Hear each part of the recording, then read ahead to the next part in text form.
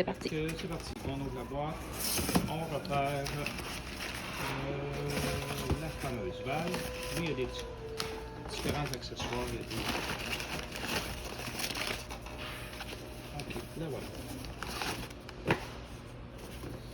Notre valve pneumatique.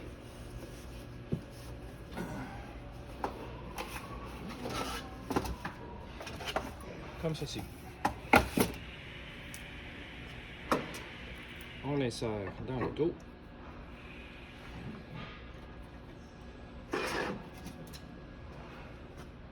Paire de pinces. On maintient la noix. On desserre.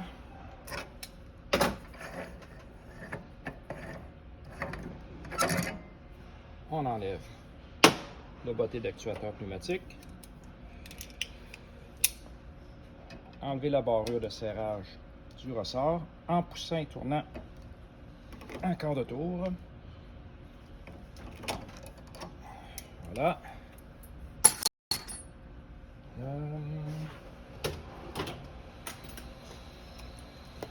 On enlève la tige d'ajustement du pneumatique. Voilà.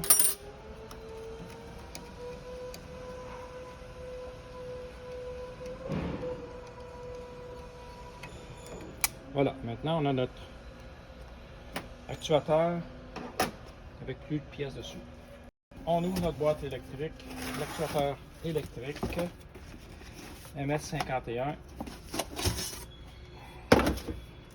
On laisse le manuel proche pour le remettre dedans. Notre accessoire de pièces.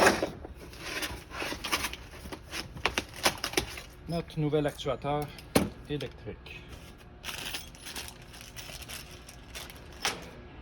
On ouvre le sachet. 3 pièces dans le sachet. Plutôt 4. Le cylindre de fixation. La noix de barrure. La coupling et la clé d'ajustement. On commence par mettre la barrure ici. On peut la visser jusque dans le fond. On reviendra la serrer après. Donc la noix de barrure, le cylindre d'accouplement et après par-dessus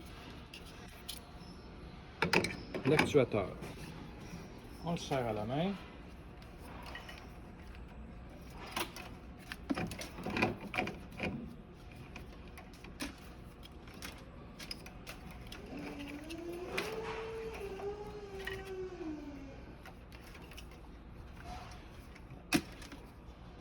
On le met parallèle dans le même sens l'actuateur que la valve.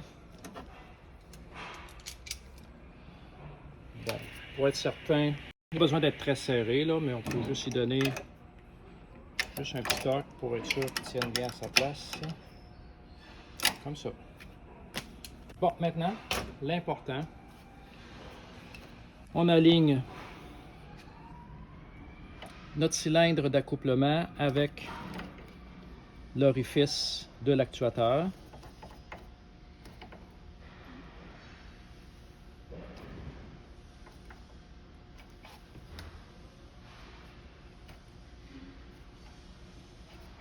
Voilà, c'est pas mal ça.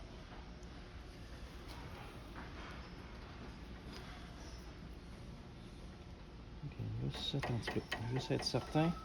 Une étape que j'ai oubliée, il faut être sûr que notre valve soit complètement levée. Elle est. OK.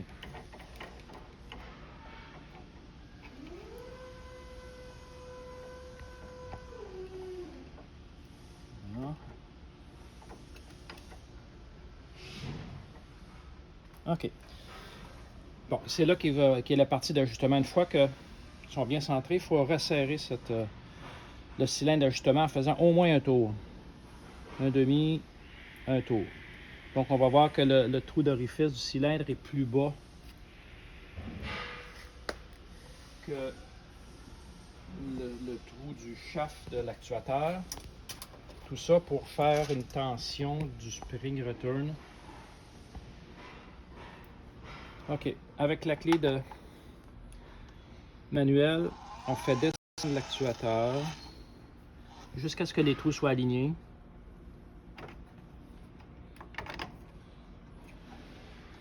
Là, normalement, on va faire un tour de ressort. Il devrait juste... Donc, c'est beau. On fait environ un tour. Ça devrait nous amener à...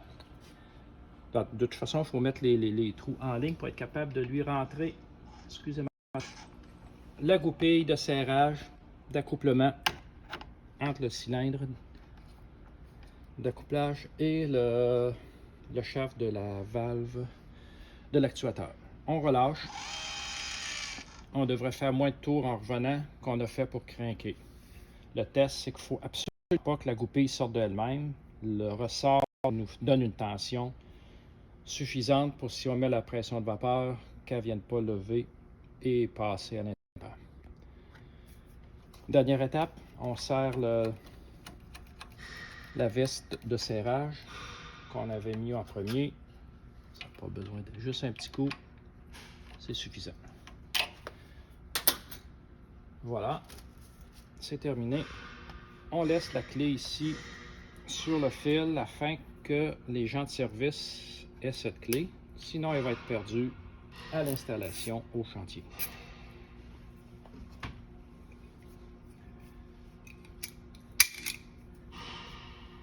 OK, c'est fait. Tout est bien. On remet dans la boîte d'origine de l'actuateur électrique en faisant attention pour le placer pour pas que le fil soit écrasé.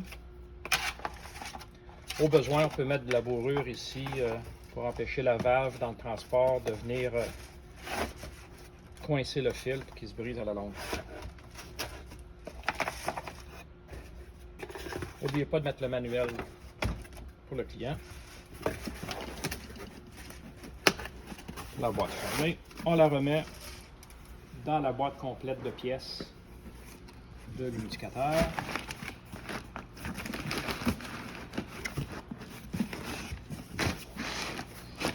Voilà, pas oublier de remettre les pièces qu'on a sorties.